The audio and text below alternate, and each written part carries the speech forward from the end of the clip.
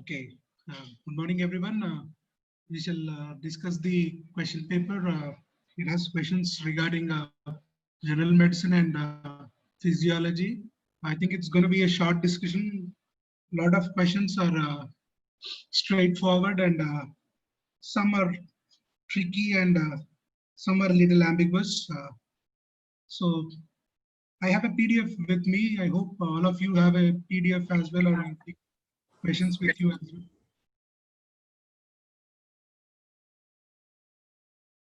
Okay. So the first, let's start with the question paper, and the first question that I'm going to discuss today is thromboxane A2 is mainly produced by.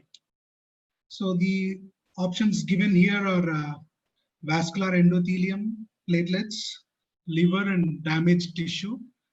Basically, it's a straightforward question. Thromboxane A2 is produced by the platelets, whereas it is not produced by the endothelium. Liver is no way involved in the production of thromboxane A2, and damaged tissue doesn't have any role in the production of the thromboxane A2. And the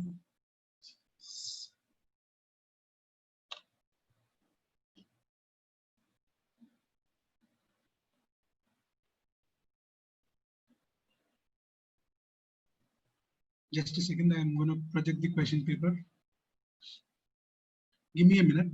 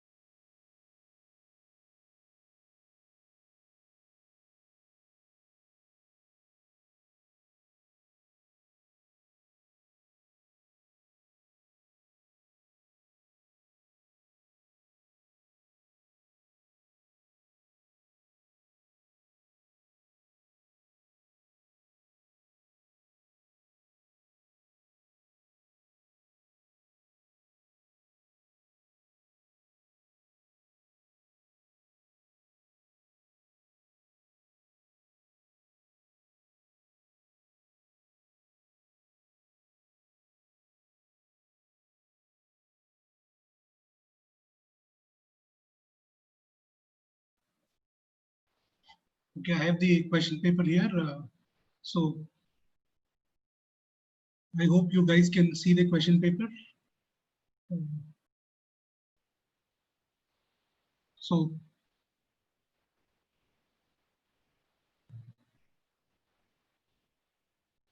okay, thromboxane A2 is produced. The first question is thromboxane A2 is produced mainly by the.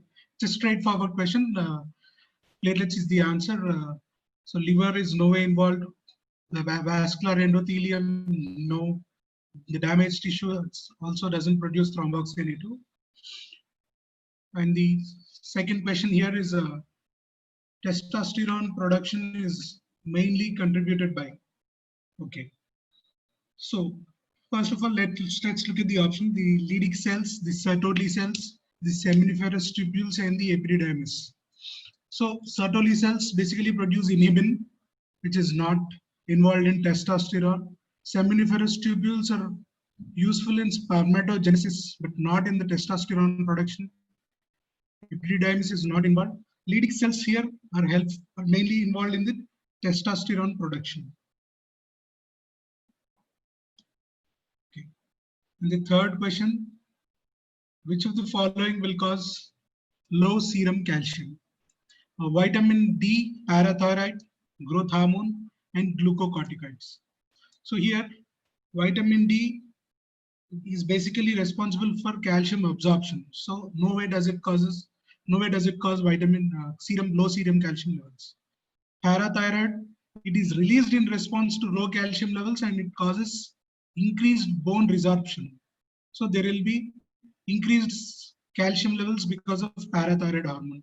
So does growth hormone. Only glucocorticoids here cause low serum calcium levels. The others don't cause low serum calcium levels. So which of the following is, the fourth question is, which of the following is true about fourth heart sound? So you all know that S1 and S2 are due to the, S1 is due to the closure of the AV valves and S2 is due to the closure of the aortic and pulmonary valves. S3 is an atrial sound. It is produced due to atrial filling, whereas S4 is a ventricular sound. So it is due to rapid filling of the left ventricle or ventricle as such. So S4 is a ventricular heart sound. S3 is a atrial heart sound. It is heard during ventricular filling phase. Whenever there is a rapid filling of the ventricle, no. So S3 is not ventricular filling, S3 is atrial and S4 is ventricular.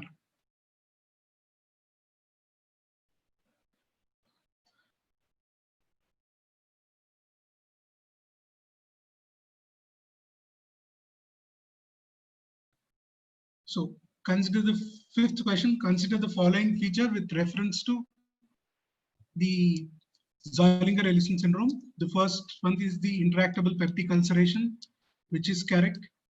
The second is secretory diarrhea, that is also correct. So these, in the starting, I said some points are ambiguous. So the most common site is pancreas.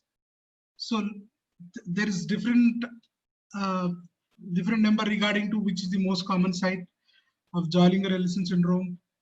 What is the most common site? Some books say it is duodenum, some books say it is pancreas. But usually pancreas is like 1% or 2 lower than the duodenum. That's why they considered the first and second option as the correct ones, and the third one isn't. Most common site here is duodenum actually. So Zollinger-Ellison syndrome, as you all know, is increased gastric production that is causing peptic ulceration. See, multiple peptic ulcers. There will be secretory diarrhea. And the most common site is duodenum here. Next. So Heberden nodes are seen in. Sixth question, Heberden nodes. So the Heberden nodes are distal nodes that are seen in the patients of osteoarthritis, and Bouchard's nodes that are seen in the proximal joints in the patients suffering from osteoarthritis. So Heberden nodes here are seen in osteoarthritis, that is option C. And the other nodes that are seen in osteoarthritis are Bouchard's nodes. Okay. So I think we discussed this point. Hypochromic microcytic anemia occurs in all except. So CRF is the only, I mean, CRF is in the given option, CRF is the cause for normocytic normochromic anemia. It doesn't cause microcytic or hypochromic anemia. Iron deficiency, thalassemia, and lead poisoning, we see hypochromic microcytic anemia. In lead poisoning, we will also see basophilic stippling of the RBC. Next, eighth question. Dawson's fingers are seen. Basically, it is an MRI finding that is seen in the patients who are suffering from multiple sclerosis, where there is a patchy demyelination in the brain. And it's a straightforward question. Dawson's fingers are an MRI radiological finding. They are seen in multiple sclerosis.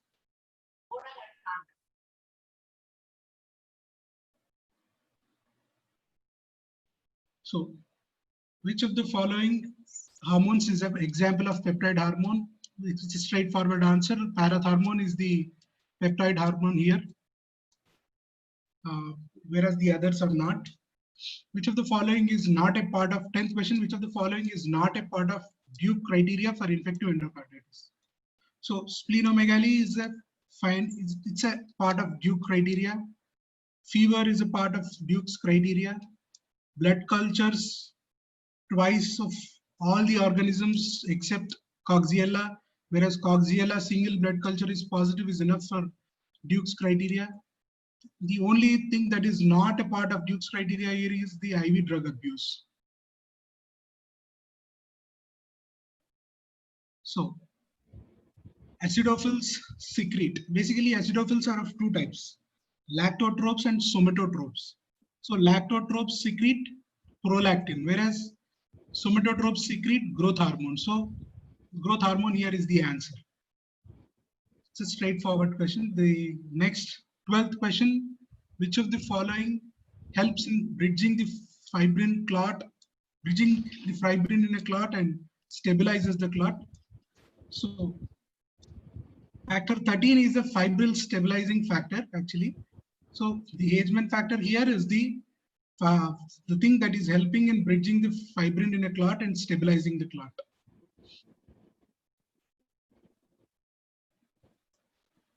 13th question, which of the following is not involved in an intrinsic pathway? So the only factor that is involved in the extrinsic pathway is factor 7. So here the option is D. Factor 7 is not involved in the intrinsic pathway. It is involved in the extrinsic pathway. So question number 14, the type of hemoglobin that has least affinity for 2,3-bisphosphoglycerate. So the highest affinity is with carboxyhemoglobin, and as you move in the oxygen, the hemoglobin dissociation curve, the thing that has the least affinity for 2,3-bisphosphoglycerate is fetal hemoglobin. That is the option B.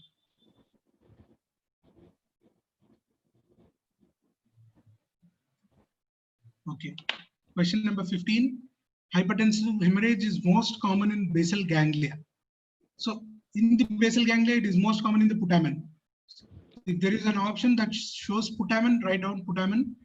So middle striate branches of the MCA is the most common site of hemorrhage. So whenever there is an option showing middle striate branches or middle striate artery or putamen, or here in this case basal ganglia, they are the most common site of hypertensive hemorrhages. Next, 16th, a girl comes with symptoms of Sydenham's chorea and acute rheumatic fever. Other major criteria are absent. So no evidence of sore throat. Best investigation to prove is, so it's a simple question. Let's see, the answer is ASO titer here. So the ASO titer is essential for this patient. These are modified Jones criteria that is shown in the question. Sydenham's chorea is the characteristic finding of acute rheumatic fever. Okay. 17th question. So you all guys, I think you all guys know about WPW syndrome. It is basically normally the conduction of the heart passes from the SA node to the AV node and then to the ventricles. So what happens in WPW syndrome? There is an accessory pathway. So the question, it is ASL, it is anti-streptolysin O titer. Actually, it is ASO titer, but it can be said as ASLO titer, anti-streptolysin O titer. So what happens in WPW syndrome? There is an accessory pathway. Basically, instead of passing only via the SA node, AV node, and to the ventricles, there is an additional pathway that will carry stimulus from the SA node to the ventricles instead of by bypassing the AV node. So patients will have arrhythmias, patient will have sudden cardiac death in these cases, and patients with WPW syndrome, two drugs are absolutely contraindicated in those cases. They are digoxin and verapamil. So whenever you give a digoxin to a patient, what will happen is refractory period in the AV node will increase. So the time taken for these stimulus to pass from the AV node to the ventricles will increase. But digoxin will not cause any effect on the accessory pathway. So digoxin will delay the conduction from SA node to the ventricle. And then what will happen? It will precipitate ventricular fibrillation. It will in fact cause ventricular arrhythmias. Verapamil and digoxin are absolutely contraindicated in WPW syndrome. How do you diagnose? I mean, it is basically diagnosed by electrophysiological studies. That is, okay. Then the 18th question, diuretic which can be given in mild to moderate hypertension. So potassium sparing diuretics like spironolactone, triamcinolone, amiloride, they are not first gen, they are not used as antihypertensives. They are used as antihypertensives very rarely. I have a question.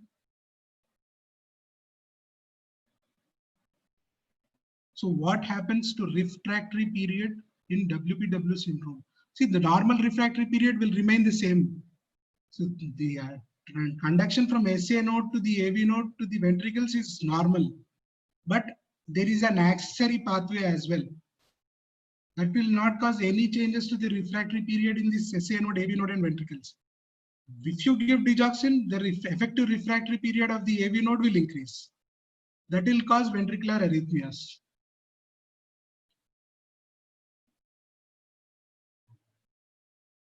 So, diuretic, which can be given in mild to moderate hypertension, it is thiazide diuretics. They are best in class diuretics that can be given. Examples of thiazide diuretics are hydrochlorothiazide, chlorthalidone. Chlorthalidone is a better preferred thiazide diuretic because it has a long T half life and better bioavailability. Loop diuretics are generally used in pulmonary edema, not as a treatment for hypertension. 19th question, hyperdefecation is seen in all except.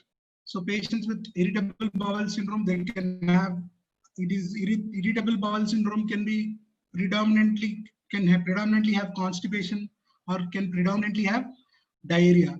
Hyperthyroidism, there is excessive diarrhea. In proctitis, there is excessive diarrhea. Only in diabetes mellitus, we see polyuria and polyhydria, but not hyperdefecation. So the answer is A in that case. So question number 20, pyrosis is better known as, so it is another name for the heartburn, that is gastroesophageal reflux disease. So halitosis, that is bad odor from your mouth, is present in all except. In liver failure or in cirrhosis, there will be bad odor. In atrophic rhinitis, because of disturbances in the pH in your stomach, there will be bad odor. In the gastrocolic fistula, there is a connection between the stomach and the large intestine or the colon, where there will be bad odor. Only in the amoebic liver abscess, there won't be a bad odor or halitosis. Again, I have a question. No, amoebic, so there is no connection related between amoebic liver abscess and your bad odor. If there is a liver abscess, if there is a lung abscess, you'll get halitosis, but not liver abscess. In the lung, if you have a lung abscess, you'll have excess salivation. The patient will have excess sputum, and he may have halitosis, but not in amoebic liver abscess. So, what is cardiac output divided by heart rate? So, basically, stroke.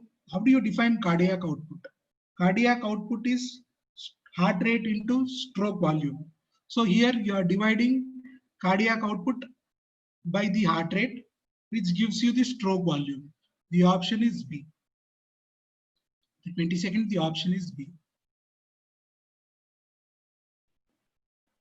So exercise, we all know, is prescribed as an adjuvant treatment of depression. It acts by increasing the endorphin levels.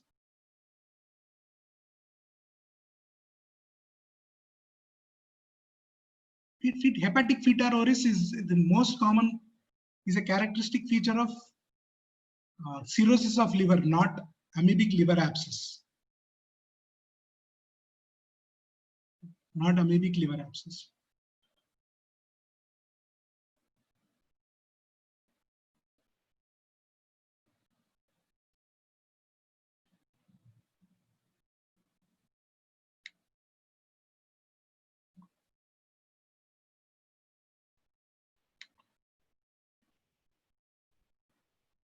So exercise is prescribed as an adjuvant treatment of depression. It acts by raising the endorphin levels.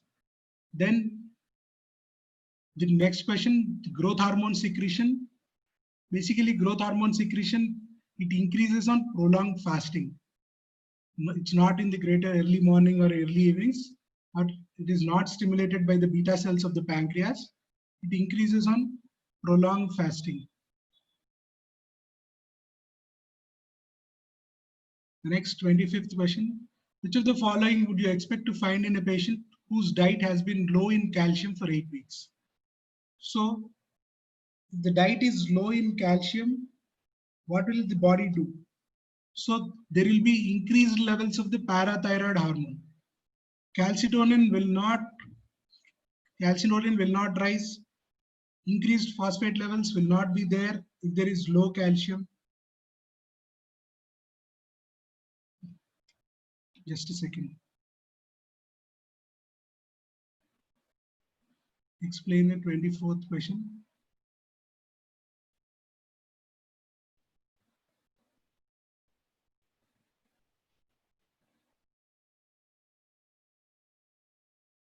So I'll get back to you at the end of the paper about 24th question regarding growth hormone secretion. It takes a couple of minutes. I'll explain to you at the end of the questionnaire. Okay.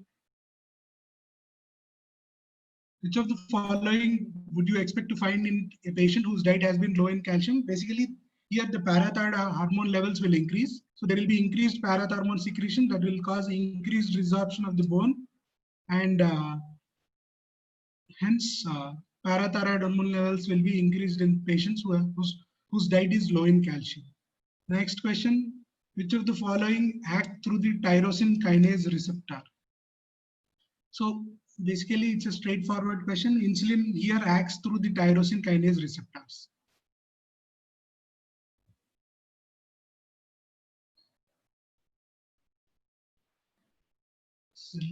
See, some questions are ambiguous here. So growth hormone, in some books it is given as it is acting through tyrosine kinase receptors. In some it is not. But insulin, in all books it is given as it is acting through tyrosine kinase receptors.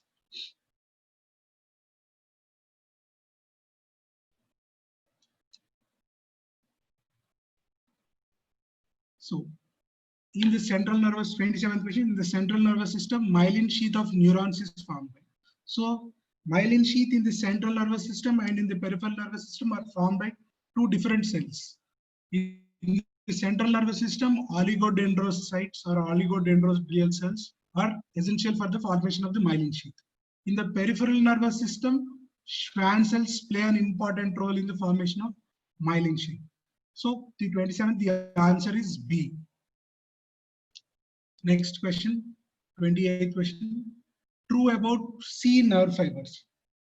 So there are three kinds of fibers. C fibers are unmyelinated fibers. So true about nerve fiber C is they are unmyelinated fibers. The A delta fibers are myelinated, but here the C fibers are unmyelinated.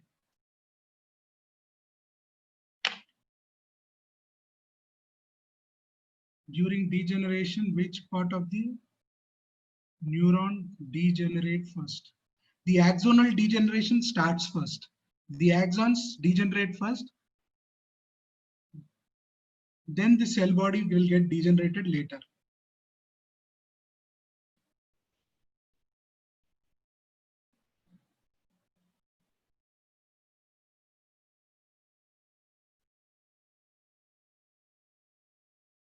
Which hormone?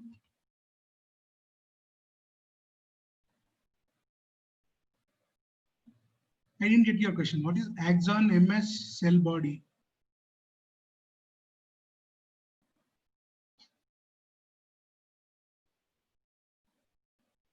Yeah, axon, myelin sheath, and cell body. That is correct. So the 29th question, which hormone is secreted from stomach that controls intake of the food? Basically, there are two hormones, leptin and ghrelin. So ghrelin is the hormone that controls the intake of the food.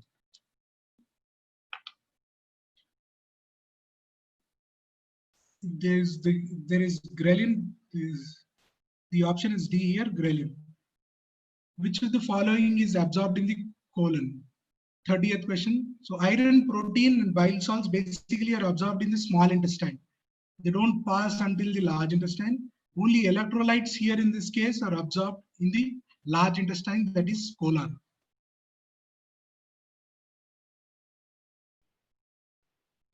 Next, 31st question. Sertoli cells in the testis have receptors for FSH, the follicular stimulating hormone. That is a straightforward question. Next, the 32 question. Which of the following situations will lead to increased viscosity of the blood? So in multiple myeloma, there is osteolytic degeneration of the bones. So there will be excessive production of the immunoglobulins of one class, which will lead to increased viscosity of the blood. Whereas in hypoglycemia, there will be no increased viscosity, fasting state, no increased viscosity. In amyloidosis, no increased viscosity. Only in multiple myeloma, the patient will have increased viscosity of the blood. The next is the 33rd question, the substance that is present in both serum and plasma. Why not? I have to get back to you regarding why not, but multiple myeloma is a straightforward answer for increased viscosity. Almost in all patients, due to increased immunoglobulins in the of IgM class, there will be increased viscosity in the blood.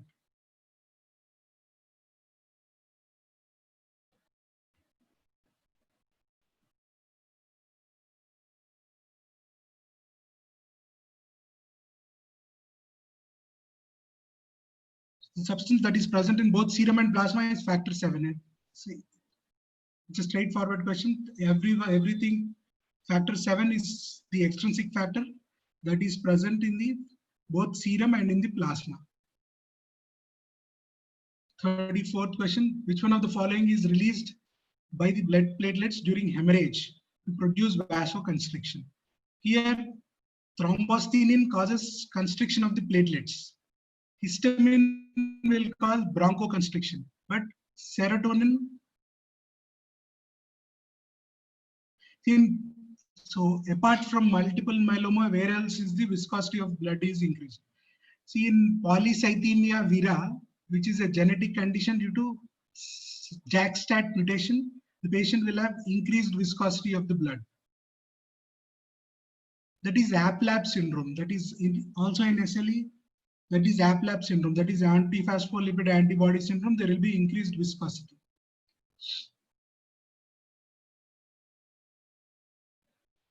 So 34th question, which one of the following is released by blood platelets during hemorrhage to produce vasoconstriction? Here the only answer is serotonin. Serotonin causes vasoconstriction. Histamine causes bronchoconstriction. Thrombostinin causes platelet contraction, but not vasoconstriction. Next. 35th question. Appreciation of the shape and size of the object placed in the hand is lost in the lesion of. So basically he's asking about stereognosis, proprioception. So appreciation of shape and size of an object placed in the hand is lost in the lesions of the posterior columns. So posterior columns is made up of tractus gracilis and tractus cuneatus. Tractus gracilis is the medial part. Tractus gracilis is the medial part. Tractus cuneatus is the lateral part. So in the spinal cord, the lamination of the body is such that on the medial end, there will be sacral region, followed by the lumbar region, followed by the thoracic region, followed by the cervical region. From medial to lateral, the representation of the body in the spinal cord with respect to posterior columns is sacral region, lumbar region, thoracic region, and cervical region. So here the medial end will be sacral and lumbar. That will take care of the lower limbs. Whereas the lateral will be thoracic and cervical. that is tractus cuneatus, that will take care of the hands, upper limbs. So the answer here is B.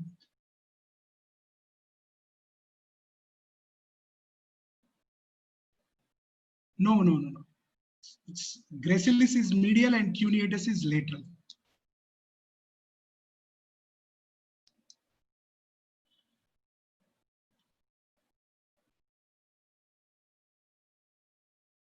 So remember this lamination from medial to lateral side. The posterior column will be sacral, lumbar, thoracic, cervical. All other tracks will have the opposite representation. Medial end will be cervical and lateral end will be sacral. Only the posterior columns will have a different lamination other than the corticospinal and spinothalamic tract. Only posterior columns will have different lamination. Okay. Next, 36th question. Which of the following statements about facilitated diffusion is true? So facilitated diffusion basically needs a carrier protein to transport the substrate. So the option here is B. It requires a carrier protein. Basically, these questions are from physiology. The next one is the transport of neutral substances across the cell membrane occurs via the diffusion. Okay. Next, 38th question. This is also a physiology question. Most accurate measurement of extracellular fluid volume can be done by using. So basically, it can be done by using inulin or creatinine, because if you basically give patient an inulin, a dose of inulin, it is neither secreted in the kidney nor absorbed by the kidney. Whatever inulin you give, it will be lost in the urine. So you can give him, patient can be, the extracellular measurement of extracellular fluid volume can be done by using inulin.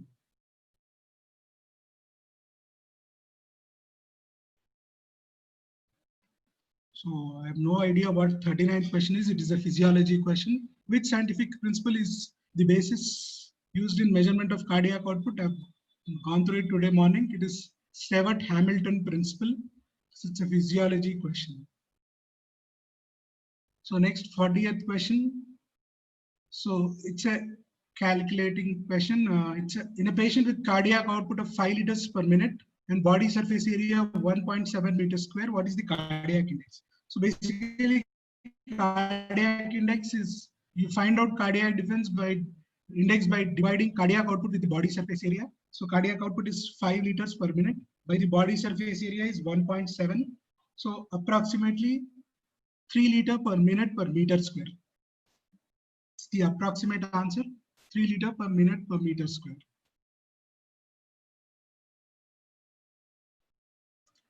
In the starting of this discussion, I think this is the first question. Sertoli cells play a key role in the which of the following process? It's spermiogenesis. Next, 42nd. It's okay. 42nd question is Brown-Sequard syndrome. Brown-Sequard syndrome, it's hemisection of the spinal cord. So you take an area of the spinal cord and you cut it in the half. So what will happen? There will be loss of corticospinal tract, spinothalamic tract, and the posterior columns. So decussation of the corticospinal tract and the posterior column occurs in the medulla or medullary junction. But spinothalamic tract, the decussation occurs immediately after the fibers enter the spinal cord. So whenever there is a hemisection of the spinal cord at its level, these corticospinal tract and the posterior columns will be affected on the same side, whereas the spinothalamic tract is affected on the opposite side. So the pain and loss will be on the opposite side of the lesion. Next, 43rd question, pain and temperature are carried by. So anterior spinothalamic tract basically carries crude touch, whereas lateral spinothalamic tract carries pain and temperature. Next, mineralocorticoid receptors are present in all of the following sites except liver. Okay. It's a straightforward question. So 45th, rapid infusion of insulin causes. So remember this, insulin sends potassium into the cells.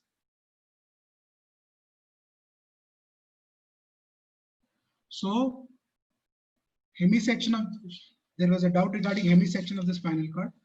So whenever you cut the spinal cord at a certain level, there will be, we are only concerned with three major tracts, that are the corticospinal tract, spinothalamic tract, and the posterior columns.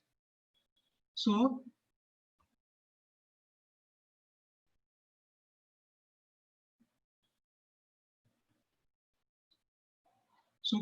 corticospinal tract, decussation of the corticospinal tract and the posterior columns occurs at the medullary junction.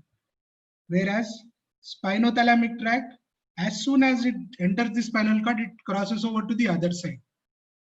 So whenever there is a damage to the spinal cord, suppose there is a damage to the spinal cord at the level of at the level of T10, what will happen? I will have the loss of fine touch, joint position and vibration on the same side, weakness of the limbs on the same side.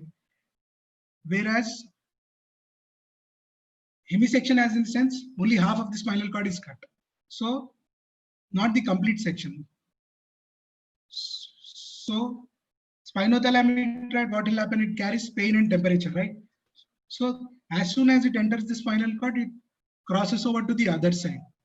So as a result of this, the patient will have pain and loss of pain and temperature on the opposite half of the body, whereas he will lose his, there will be weakness, joint position, fine touch loss on the same side of the body, because the crossing over of these tracts occurs in the medullary junction, not at the level of the T10.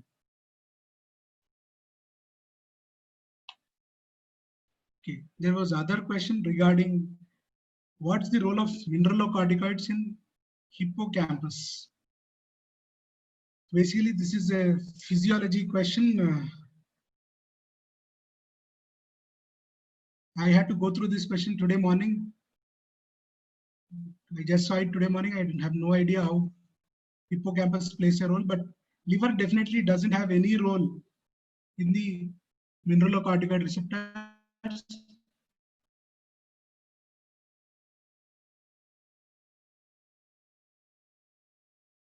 So colon, there will be absorption of the electrolytes. Kidney plays a role in the, and hippocampus, I have no idea. So I'll get back to you maybe at the end of the, give me 5 minutes, I'll get back to you at the end of the questionnaire again. So rapid infusion of insulin causes. So remember, insulin sends potassium into the cells. So whenever you give a patient rapid infusion of insulin, it will cause hypokalemia. It is simple, it's a mnemonic. Insulin sends potassium into the cells. Okay. Agranular endoplasmic reticulum, basically it is smooth endoplasmic reticulum, is involved in the synthesis of lipids. It's a straightforward question. Prolactin is secreted by, basically, I said in the starting of the seminar that acidophils are lactotropes and somatotropes. Lactotropes secrete prolactin and somatotropes secrete growth hormone. So here prolactin is secreted by the acidophils. 48.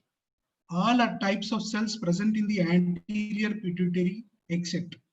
So basically posterior pituitary hormones are vasopressin. Here all the cells that are present, somatotropes that secrete growth hormone, gonadotropes secrete FSH and LH, thyrotropes secrete thyroid regulating, thyroid stimulating hormone. So only isotropes, they are no way involved in the, they are not the cells present in the anterior pituitary.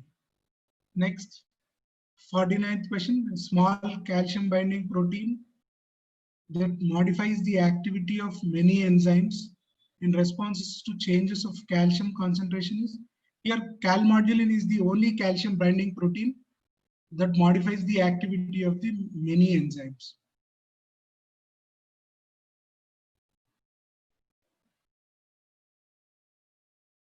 It's not kinin, it's kinesin. If it is kinin, your answer is correct. The question was why not kinesin? The question answer, the option was kinin or dyninams. The answer would be that, but kinesin, I don't think so. But calmodulin is a calcium binding protein. There is no doubt about it.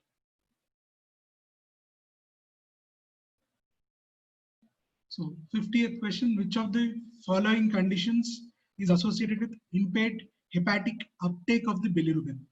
So Crigler-Najjar, Dubin-Johnson-Rotar syndrome,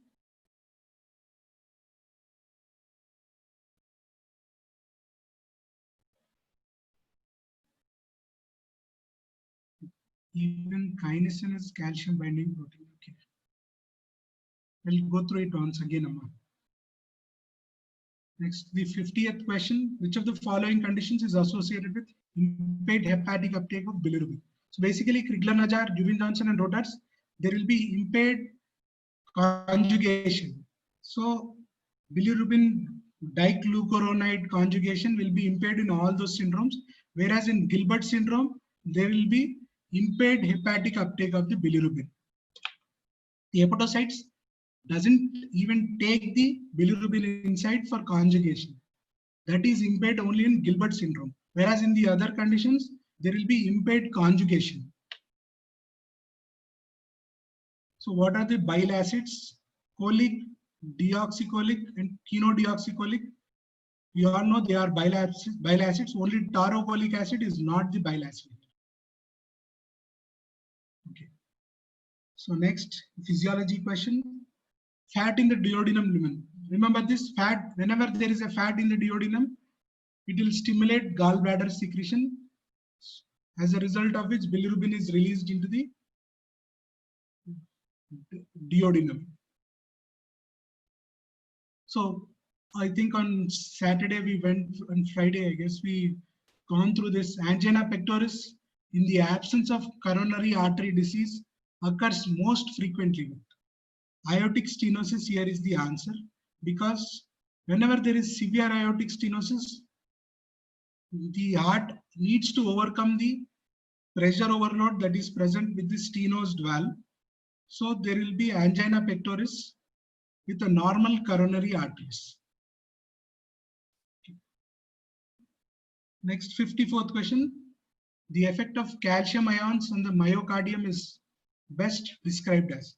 So whenever there is increased calcium in the myocardium, there will be better contraction. So contraction is always inotropic, whereas chronotropic is increase in the heart rate, which is nowhere related to the effect of calcium ions. So the effect of calcium ions on the myocardium is best described as positive inotropic, but not positive chronotropic.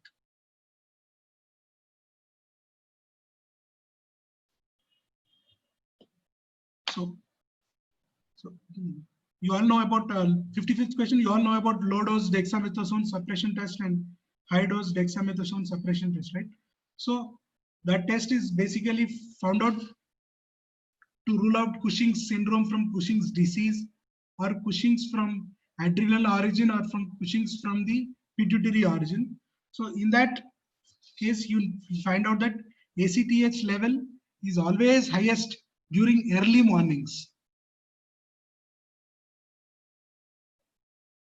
Next, anti-inflammatory action of steroids is due to inhibition of the phospholipase A2. Cyclooxygenase is aspirin. Lipoxygenase is not steroids. The steroids act via inhibition of the phospholipase A2.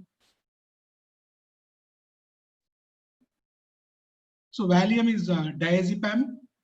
The rate of injection of IV Valium is 1 ml per minute.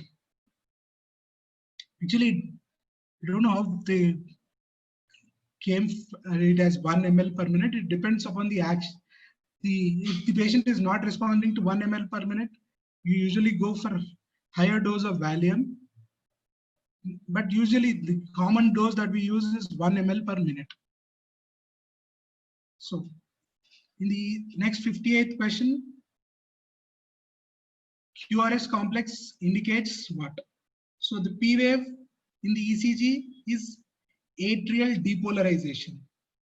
Next, the QRS is ventricular depolarization. Next, T is ventricular repolarization. So here the QRS complex indicates ventricular depolarization. Next, 59th question. There is a trigeminal cardiac reflex that is present. Whenever there is a stimulation of the trigeminal nerve, it will cause hypotension, tachycardia, and sometimes patients will have cardiac arrhythmias. So here 59, the option is fifth cranial nerve, that is the trigeminal nerve. Okay. Next, 60th, in jaundice, when there is an unconjugated hyperbilirubinemia, it is most likely due to. So this is a question of exclusion. So what will happen in cirrhosis? Cirrhosis, there will be some active liver cells which will help in conjugation. Next, in hepatitis, there will be normal hepatocytes which may help in conjugation. No, there is a question that does trigeminal neuralgia also show cardiac dysarrhythmia? No, trigeminal neuralgia is just a current shock-like sensation over the one side of the face that is seen in thalamic strokes or in some other conditions, but trigeminal neuralgia will not have cardiac dysarrhythmia. Only when the trigeminal nerve is stimulated, then during surgeries or during any procedures, then the patient may have cardiac dysarrhythmias, but not in trigeminal neuralgia.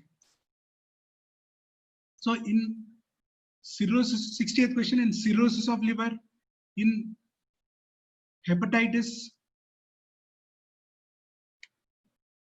or in obstruction of the bile canaliculi. See, obstruction of bile canaliculi occurs after the bile duct is present after the conjugation by the hepatocytes. So there the conjugation will definitely happen. In hepatitis, there may be some cells that are active which will help in conjugation. In cirrhosis, there will be some cells that are there, some hepatocytes that are active that will help in conjugation. But only when there is increased breakdown of the RBCs, because breakdown of the RBCs happen in the vascular system, not in the liver. So hence, whenever there is a breakdown of the RBCs, the heme that is coming out will cause increased bilirubin levels, which is unconjugated. It will cause unconjugated hyperbilirubinemia. In fact, all the other causes also, there will be also unconjugated hyperbilirubinemia, but only increased breakdown of the RBC will have unconjugated hyperbilirubinemia. So it is a question of exclusion. Hepatitis, cirrhosis, and obstruction of the bile canaliculi will cause unconjugated hyperbilirubinemia, but increased breakdown of the RBCs is most important here. Okay, hemisection of the spinal cord again. So basically there are two halves in the spinal cord. So hemisection is, suppose there is a trauma at the level of T10. At the level of T10, there is trauma. It is affecting only one side of the spinal cord, not the complete section of the spinal cord, but only one side of the spinal cord. So what will happen? At the level of T10, the three major tracts that we need are corticospinal tract, spinothalamic tract, and the posterior columns. So corticospinal tract and posterior columns, decussation or the crossing over. So the fibers from the right side of the limb will go until the corticomedullary junction, will go until cardiac and cross there to the left side. So the fibers from the right side in case of corticospinal tract and the posterior column will go until the corticomedullary junction and will cross over there to the left side. Whereas the fibers of pain and temperature from the right side will enter the spinal cord and immediately decussate to the opposite side. So here, because they are immediately going to the opposite side, the pain and temperature will be lost on the opposite side, whereas weakness of the body due to the involvement of corticospinal tract and loss of fine touch, joint position and vibration due to the involvement of the posterior columns will be on the same side. Only spinothalamic tract will be affected. The pain and temperature will be affected on the opposite side.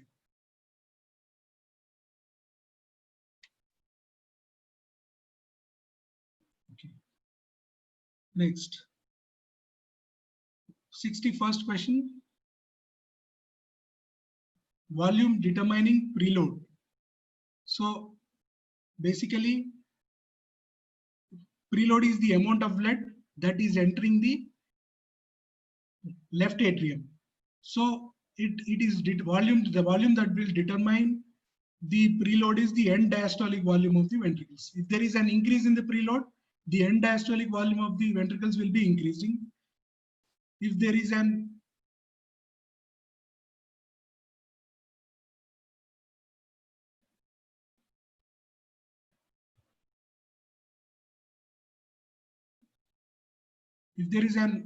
decrease in the preload, there will be decrease in the end diastolic volume of the ventricle. Next, Apgar score in infant measures. It basically measures respiratory, neurological, and the circulatory index. Apgar score. It is a quick 5-minute score that we do in the newborn people, newborn kids. So it measures respiratory, neurological, and the circulatory index.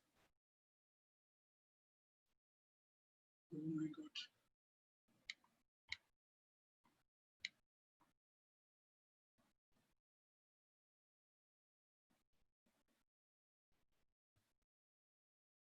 So basically, how will the 63rd question, how will the skeletal framework of a cell maintained by? So nucleus, ribosomes, or mitochondria are involved in the synthesis of various proteins and various other substances, but only microtubules are involved in maintaining the skeletal framework of the cells here. Ribosomes are involved in protein synthesis, mitochondria in other function, but only microtubules will have function in the skeletal framework of the cells. Next, 64th question, it is a question of exclusion. So complements, haptoglobin and fibrinogen, that is the clotting factor, they are all synthesized in the liver, but immunoglobulins are synthesized in the B cells, that is B lymphocytes. So B lymphocytes play an important role in the synthesis of immunoglobulins, not the liver. That's why liver synthesis is all except immunoglobulin. So what will happen in tetanus? There will be, so basically caused by Clostridium tetani, the patient will have sleeplessness, patient will be anxious, the patient has headache, the patient has guarding type of rigidity in the abdomen, but the patient will not have urinary incontinence in tetanus. That is the only thing that will not be present in the tetanus. Next, 66th question.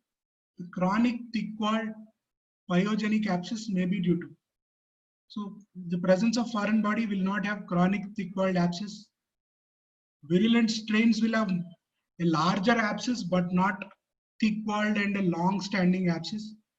Inadequate drainage will not cause a chronic abscess, but only multiple antibiotic therapy or prolonged use of antibiotic therapy will cause chronic thick-walled pyogenic abscess. Because of the using of these antibiotics, there will be formation of the granulation tissue around the abscess. If you are not draining the abscess and giving him the antibiotic, there will be healing around the abscess, as a result of which there will be formation of the granulation tissue, which will cause a chronic thick-walled pyogenic abscess. So 67th question, what is moth-eaten alopecia? Moth-eaten alopecia is a non-scarring alopecia.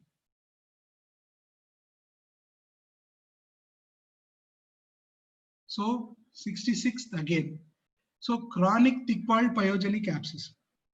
So basically, if there is an abscess, so what the main treatment for abscess is incision and drainage. So if you are not draining the abscess will remain in the same way. So if you do inadequate drainage, the abscess will remain the same. So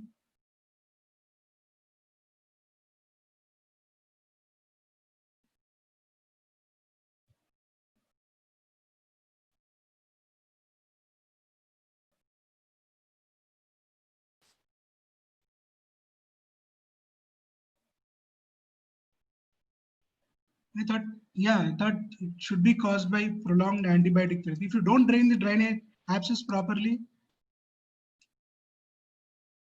yeah, I think there shouldn't be except in that question. I'll get back to you at the end of the seminar. I'll get back to you at the end of the questionnaire again.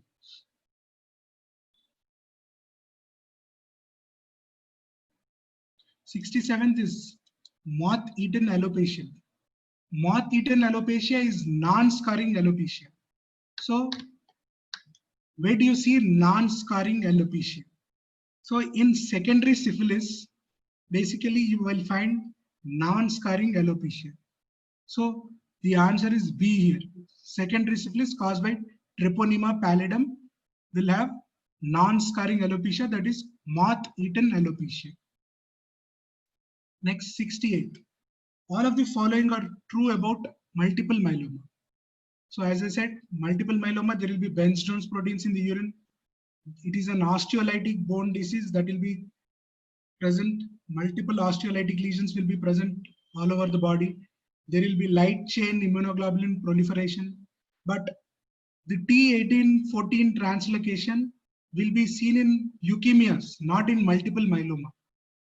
So all of the following are true about multiple myeloma except T1814 translocation that will be seen in leukemias or lymphomas, but not in multiple myeloma. So Nestroff test, 69th question. Nestroff test is used in the screening of, so it's a diagnostics test that is used in the screening of thalassemia, basically. Next is the 70th question, Zellweger syndrome defect. So it is a peroxisomal defect. So Zellweger syndrome defect is seen in peroxisomes. A doubt again. Please explain Nestroff test. Okay, Ma.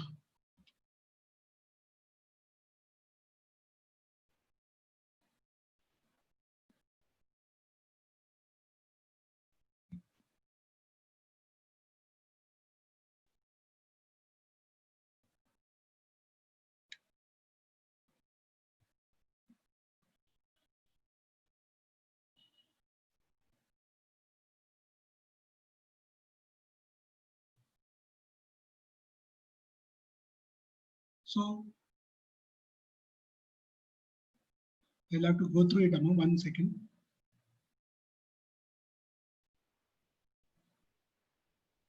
So basically, it is a osmotic fragility test for the red cell.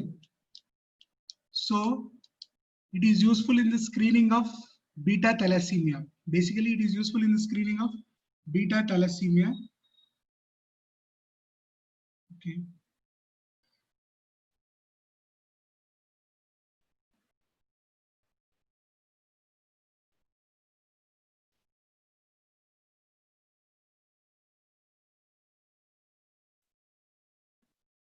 Autoimmune hemolytic anemia is diagnosed by Coombs test. G6PD, not diagnosed by this, it is Then, so I'm not getting this Nestrov test number.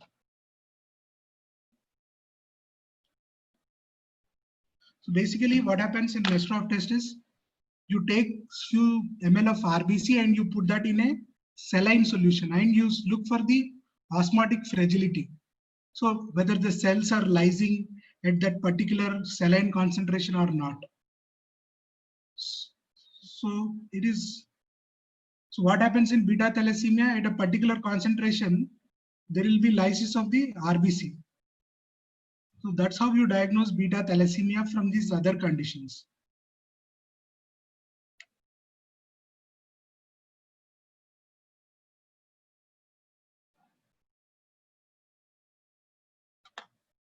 Zellweger syndrome defect is in the peroxisomes.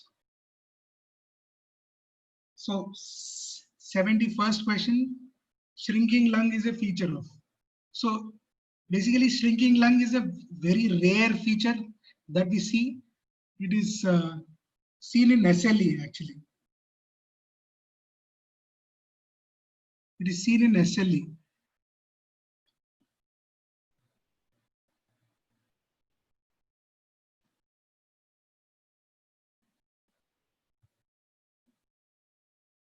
What is the antibody that is used in the treatment of asthma? So rituximab, it is anti-CD20 antibody that is used in the treatment of SLE. It is used in the treatment of lymphomas. Trastuzumab, it is used in the treatment of breast cancers. But omalizumab is an anti-IgE antibody. So as you all know, IgE plays an important role in the pathogenesis of asthma. So omalizumab is an anti-IgE antibody that is used in the treatment of asthma. About the 70th question, Zellweger syndrome, basically it is seen in the infants where there will be hypotonia in the patients. It is due to the reduced number of peroxisomes in the patient.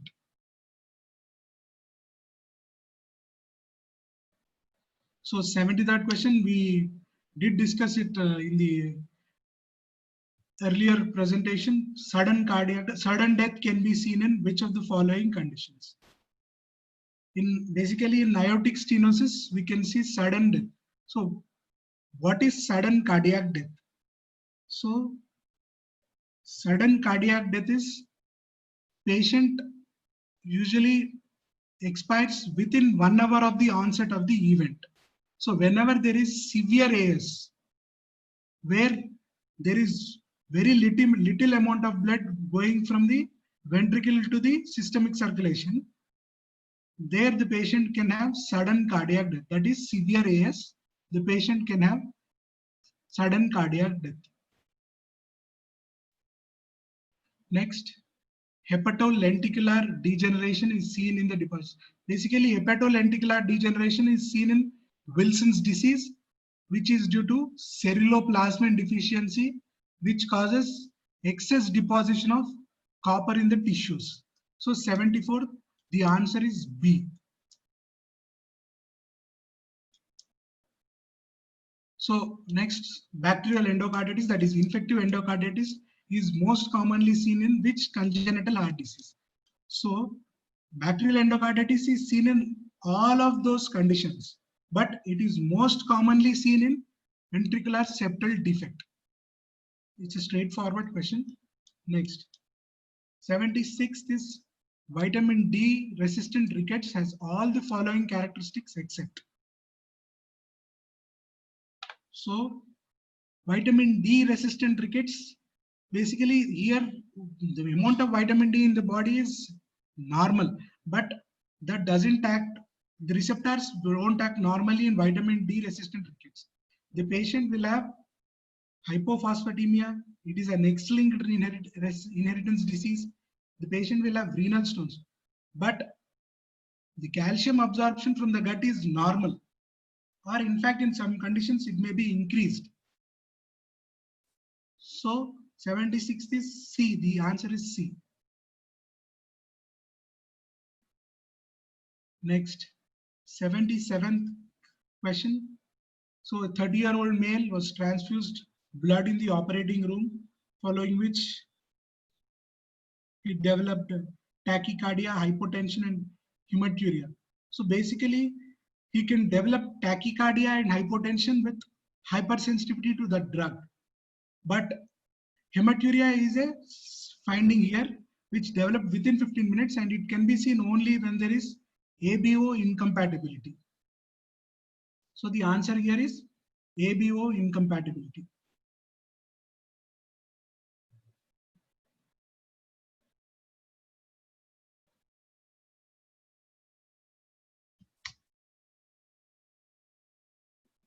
There is, what are the other types of rickets? So vitamin D, VDDR1 and VDDR2 basically.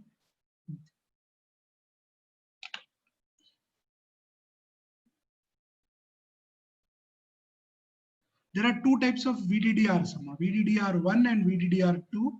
So vitamin D resistant rickets, one type is X-linked recessive. So here maybe they put that regarding that.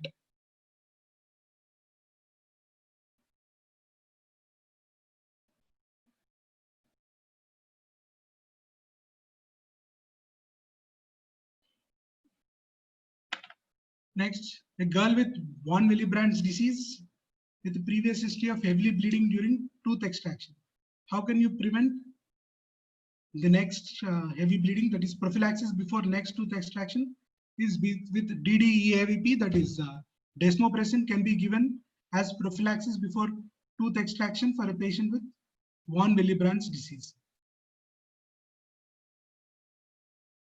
So 79th, what is chronic graft versus host disease?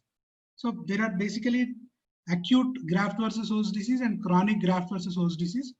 Chronic graft versus host disease is a disease that is occurring after 3 months. It's not 4 months or 7 days or 1 month. Next, 80th question, it is a direct question. It's a onion skin spleen is seen in SLE. So remember this, whenever you find a typical, whenever you see a typical finding in the question and you don't know the answer, and in the options there is SLE, just blindly put that SLE, because SLE, it infects every organ in the body, and it has multiple signs that are seen in the body.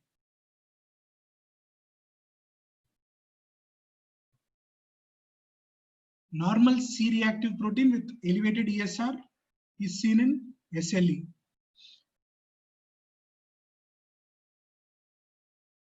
Next, 82nd.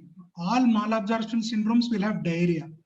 Tropical sprue, celiac disease, or short bowel syndrome, everything is a malabsorption syndrome.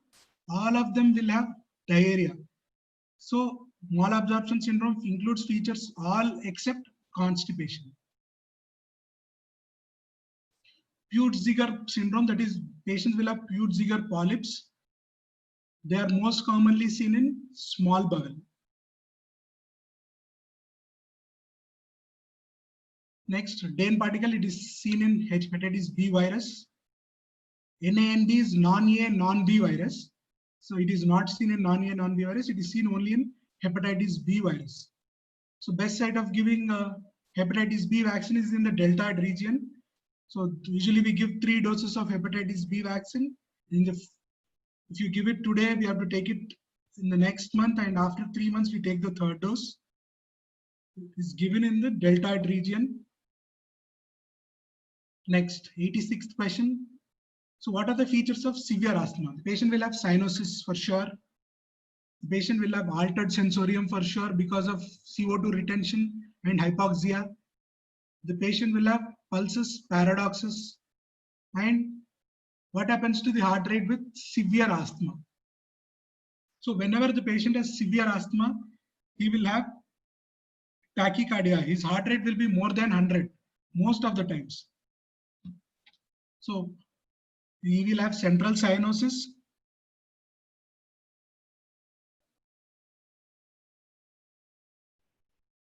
So what is pulses paradoxes? So normally whenever the patient inspires, there will be fall in the blood pressure. So how much will be the fall in the blood pressure? It is usually less than 10 millimeters of mercury. So let's say if your blood pressure is 120/80, whenever you take a deep breath, your pressure should not fall by more than 10 mm. If the blood pressure falls by more than 10 mm, that is pulsus paradoxus. It is a misnomer. It has nothing to do with the pulse. It is regarding the blood pressure. So which of the following statements is correct? The patient will have central cyanosis, the patient will have altered sensorium, and the patient will have pulsus paradoxus. So 1, 2, and 3 are correct, whereas 4 it is not correct.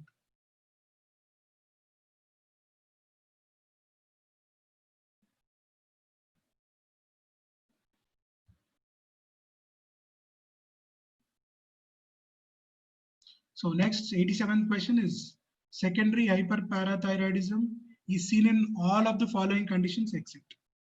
So in rickets, there will be calcium deficiency, as a result of which there is rise in parathormone. In osteomalacia, because of calcium defect, there will be rise in parathormone. In renal failure, there will be hypocalcemia, which causes hyperparathyroidism. But in osteoporosis, there is increased breakdown of the bone mineral, which causes rise in calcium levels. As a result, the parathormone levels are not affected. They remain the same or they remain decreased. 88th, a 17-year-old girl was evaluated for short height, was found to have an enlarged pituitary gland. Her T4 was low and her TSH was increased. Which of the following is the most likely diagnosis? So basically, it is primary hypothyroidism. So her T4 was low and her TSH was increased. So the defect is in the thyroid hormone. The TSH is normal. TSH is normal because of the hypothalamus is normal, which releases TRH. The TRH in turn acts on the pituitary and releases TSH, which in turn will act on the thyroid hormone. I think they meant so 17-year-old was found to have an enlarged thyroid gland should be written there, but they have written pituitary gland. That should be thyroid gland there.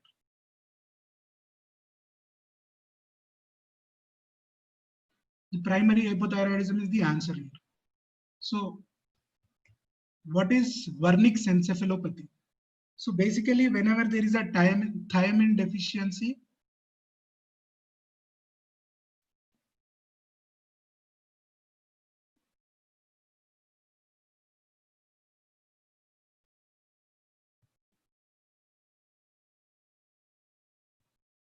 so basically there are the thyroid restart. Why not C? You're saying, right? Okay. What will happen here? They should have mentioned then low normal T3 levels here, but they haven't mentioned normal T3 levels. Basically, T4 and T3, they have different receptors.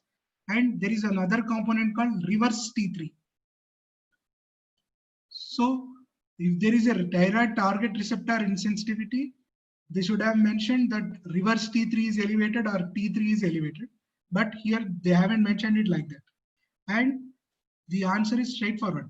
The T4 is low and TSH is increased, which is seen in hypothyroidism. What is the type of hypothyroidism? Because the TSH level is normal, it is primary hypothyroidism.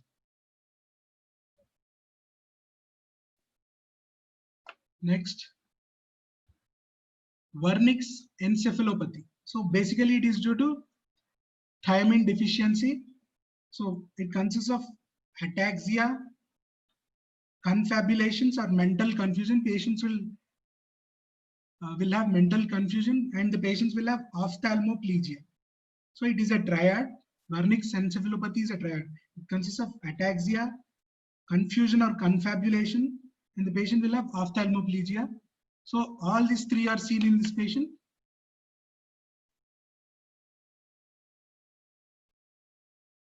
Hence the answer is D. Next, 90th question. The 7-year-old girl is easily distracted in class and exhibits poor academic performance. The scholastic performance is the academic performance. The seizures are precipitated by hyperventilation. So basically, the patient here is exhibiting all the signs of absence seizures. So the patient will not have postural disturbance, but they stare at a single object for a long period of time.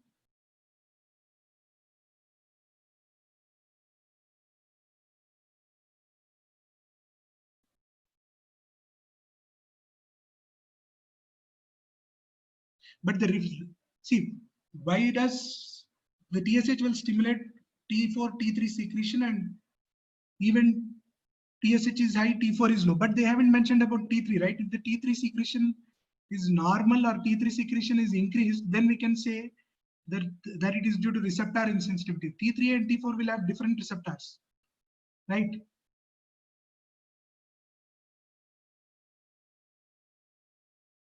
They don't have a similar receptor, they have a different receptor, T3 and T4. And they should have mentioned about reverse T3 as well there. They haven't mentioned that. Hence a straightforward answer of primary hypothyroidism.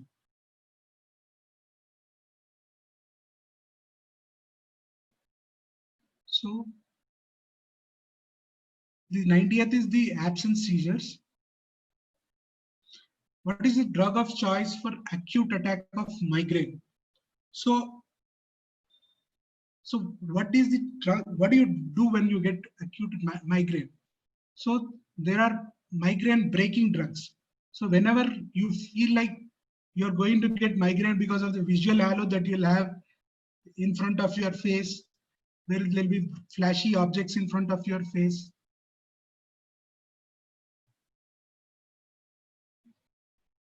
'88 again. So 17-year-old girl was evaluated. Her T4 was low, but the TSH is increased. So basically, whenever there is an increase in the TSH, that is hypothyroidism.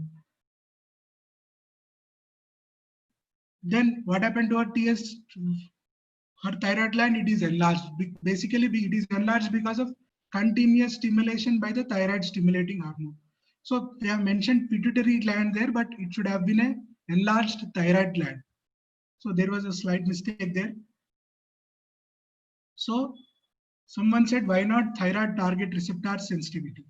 So whenever there is a thyroid target receptor sensitivity, both T3 and T4 will not decrease. So either a T4 receptor is involved or either a T3 receptor will be involved. So here they haven't mentioned anything like that. They just said her T4 was low and her TSH was increased. So there is no other option that fits this diagnosis other than primary hypothyroidism.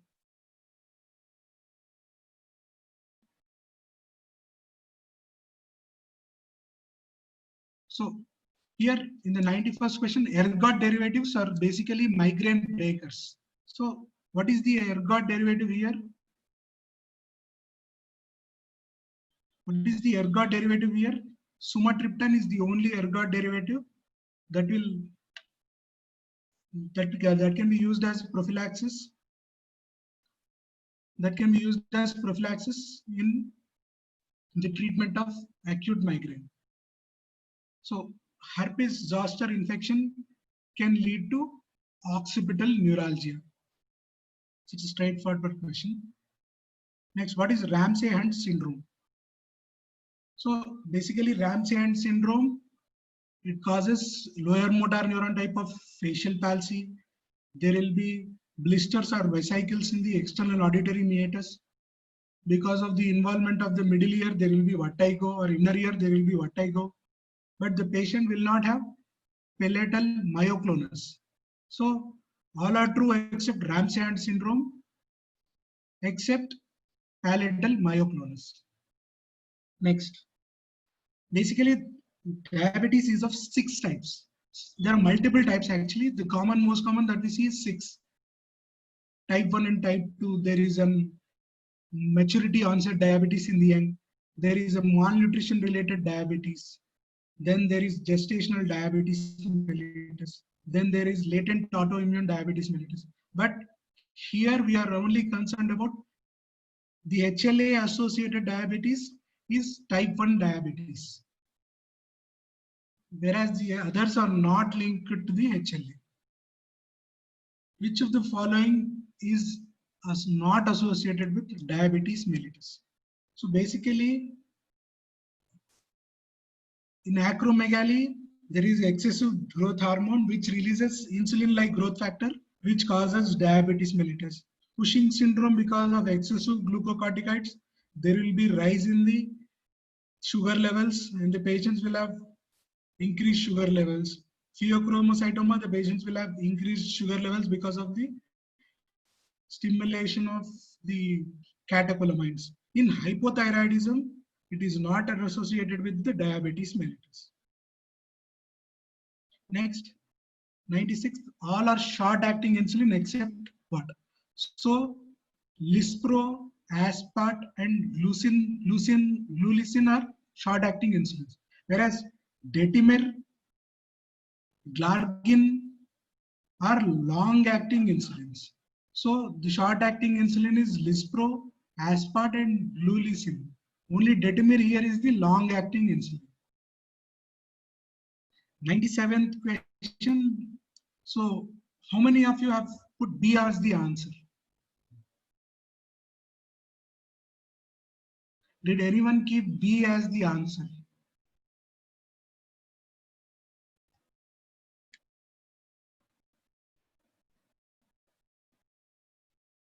Yeah.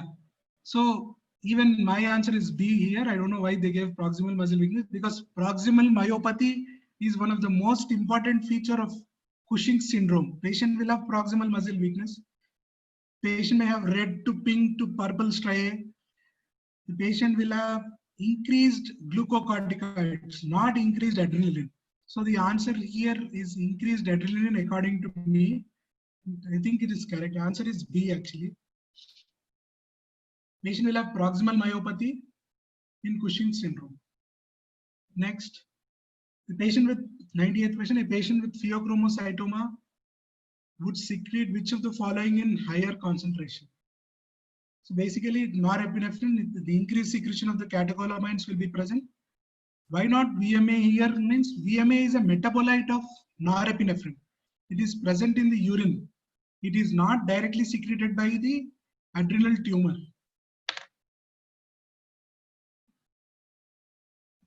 Next, the 90. I have to get back to your norepinephrine to the epinephrine ratio here.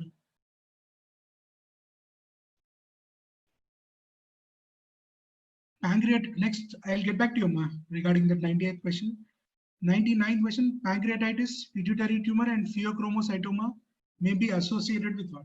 Basically, here we discussed about multiple endocrine neoplasia on Friday, I guess. Here he is asking about the multiple endocrine neoplasia. What are the things that are usually seen in multiple endocrine neoplasia? The answer is A. The patient usually will have medullary carcinoma of the thyroid, whereas the other carcinoma of the thyroids are not at all involved in the multiple endocrine neoplasia. Next, Pemberton sign is seen. What is Pemberton sign? Whenever you raise your arms above your head, what will happen? There is increased flushing of the face. There will be proptosis and everything that is usually seen in the cases of retrosternal goiter. So Pemberton sign is seen in retrosternal goiter. 100th is the answer is A. So I think I have to explain to you about epinephrine and norepinephrine ratio, and there was some other doubt which I said I'll get back at the end of the questionnaire. Can you please?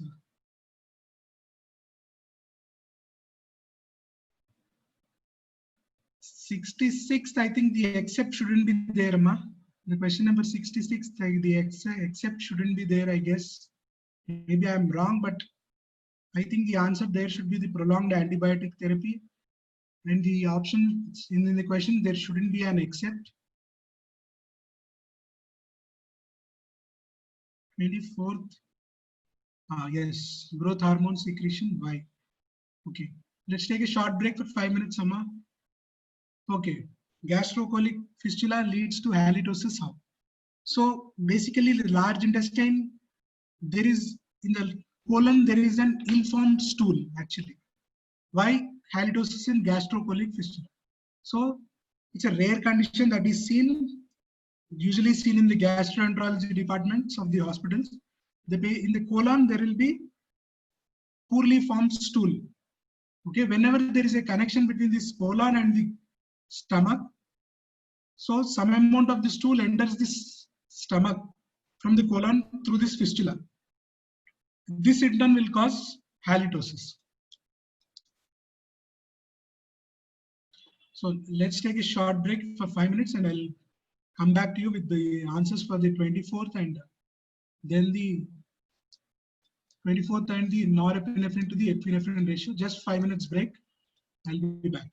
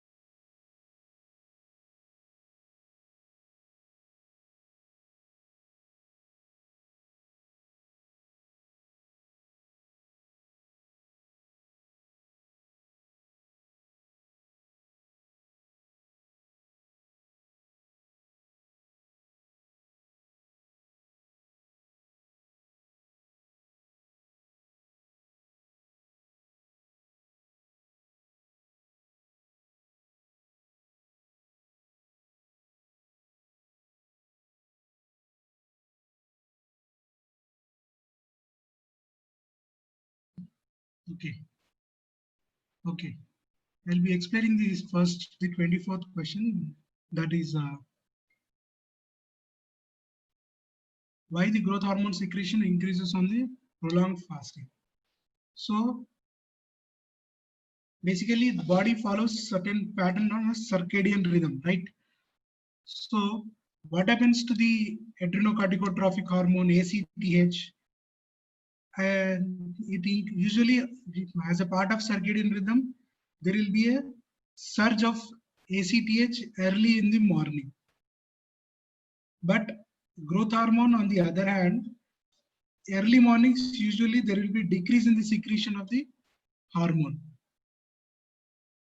In prolonged fasting, in order to growth hormone basically is related to maintaining the body mass. So in order to maintain the body mass during the phases of prolonged fasting, the secretion of growth hormone increases. So it is not greater in the early morning, not greater in the evening, but it is released in response to the food levels. I mean, it is secreted in normal levels in the early morning, it is secreted in the normal levels early in the evening, but it is secreted in higher doses only in cases of prolonged fasting. So here the option is C, that is, it is increased on prolonged fasting in order to maintain the body mass. Next, 44th question. Just a second. I'm unable to find it actually.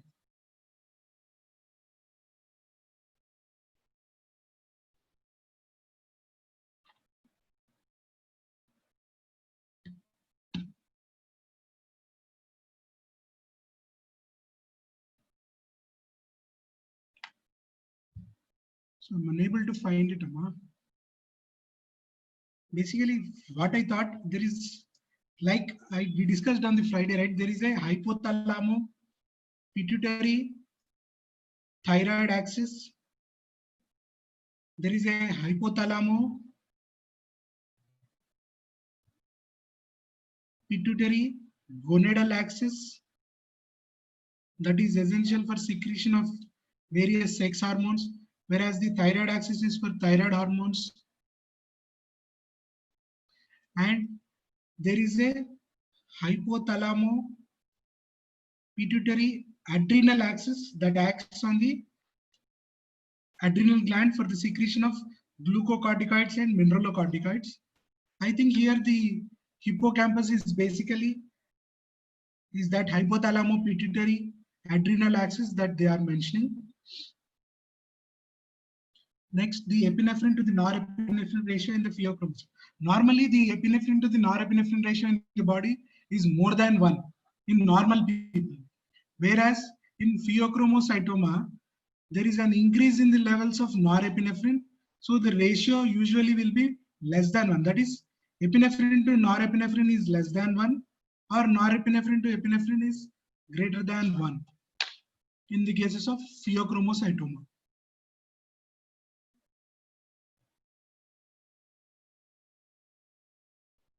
Next, 66th. 66th, I don't think, I think the question is, the question should be without except, I guess. Okay. I will talk to the guys who prepared the paper and maybe I'll get back to you later. Okay. If you have any doubts, you can ask me now. Any other doubts?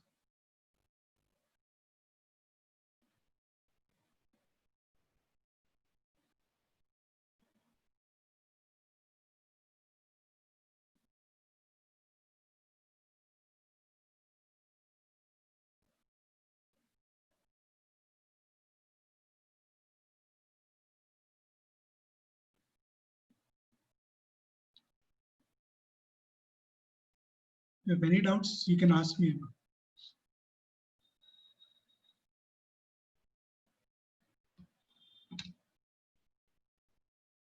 So what happens in aortic dissection? Can it cause sudden cardiac death? Yes, aortic dissection can cause sudden cardiac death. So Sir, can you please explain different breath sounds? So, there are two types of breath sounds: normal vesicular breath sounds and bronchial type of breath sounds. So, in normal vesicular breath sounds is normally what you hear in your when you auscultate a normal person's lung, whereas bronchial breathing is of three types. So, tubular, cavernous, and amphoric type of breath sounds. Bronchial breathing, normally, where can you hear? When you auscultate yourself on your trachea, the breath sound that you hear is the bronchial breathing. So the same type of breath sounds that should be when it is heard in the lung areas, then it is called bronchial breathing. So what are the types of bronchial breath sounds? Tubular, cavernous, and amphoric. Tubular type of breath sounds are seen in consolidation, which is seen in pneumonia. So tubular type of breath sounds can be seen in pneumonia, whereas cavernous type of breath sounds are seen in cavitary lesions. Whenever there is a cavity, like in bronchiectasis, there will be a cavity. So the patient can have cavernous breath sounds. And the amphoric breath sound is seen usually in bronchopleural fistula. Only one condition will have amphoric type of breath sound, that is bronchopleural fistula. So normally a breath sound will have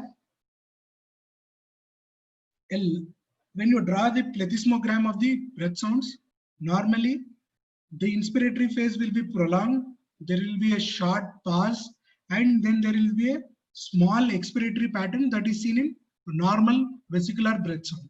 So there will be a, I don't think I can write anywhere, okay. There will be a long expiratory sound, there will be a short pause and a short expiratory sound. That is normal vesicular breath sound. What will happen in bronchial breath sound? There will be a long inspiratory phase, there will be no pause, and there will be a similar or more than the inspiratory phase, there will be an expiratory phase that will be seen. That is bronchial type of breathing. Bronchial type of breathing, when heard over the lung, is always pathological. Any other doubts, Amma?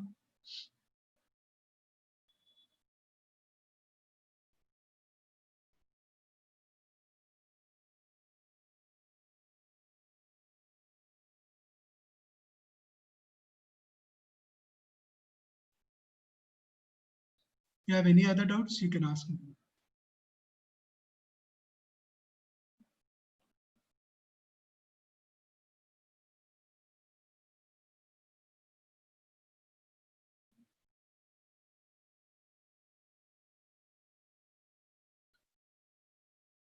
Okay, Amma. Then I'm finishing the class. Thank you, Amma.